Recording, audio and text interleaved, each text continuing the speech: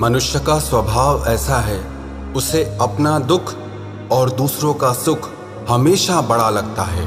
बहुत से लोग तो ऐसे होते हैं जो अपने दुख से ही परेशान होते हैं, लेकिन कुछ लोग ऐसे भी होते हैं जो दूसरों के सुख से भी परेशान होते हैं।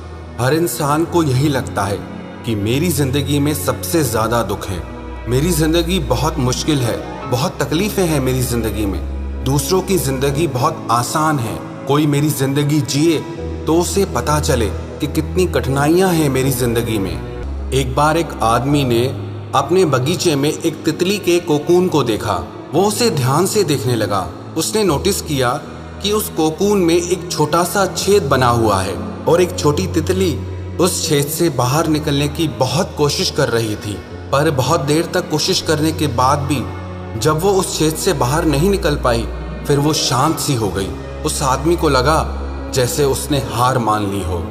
इसीलिए उस आदमी ने उस तितली की मदद करने के लिए एक कैंची उठाई और कोकून की छेद को बड़ा कर दिया, जिससे तितली आसानी से बाहर आ पाए। और यही हुआ। तितली बिना किसी संघर्ष के आसानी से बाहर आ गई, लेकिन उसका शरीर सूजा हुआ था और पंख सूखे हुए थे। उस आदमी को लगा कि वो तितली अपने पंख फैलाकर उड़ने लगेगी, पर ऐसा कुछ भी नहीं हुआ, बल्कि कुछ समय बाद ही वो तितली मर गई।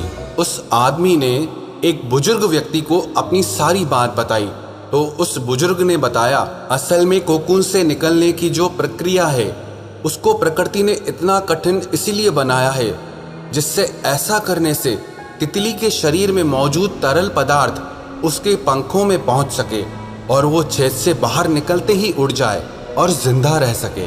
लेकिन तुमने उसकी मदद करके उसकी सामान्य प्रक्रिया को तोड़ दिया, जिसके कारण उसकी मौत हो गई।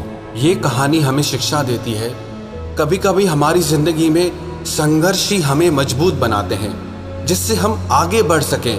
क्योंकि जो लोग संघर्ष से नहीं गुजरते वो लोग अपनी भावनाओं से, अपने विचारों से अपंग रह जाते हैं और ज़्यादा देर तक सफल नहीं रह पाते हैं। लेकिन जो इंसान संघर्षों से होकर गुजरता है, उससे छोटे मोटे दुख असर ही नहीं करते, उस पर प्रभाव ही नहीं डालते।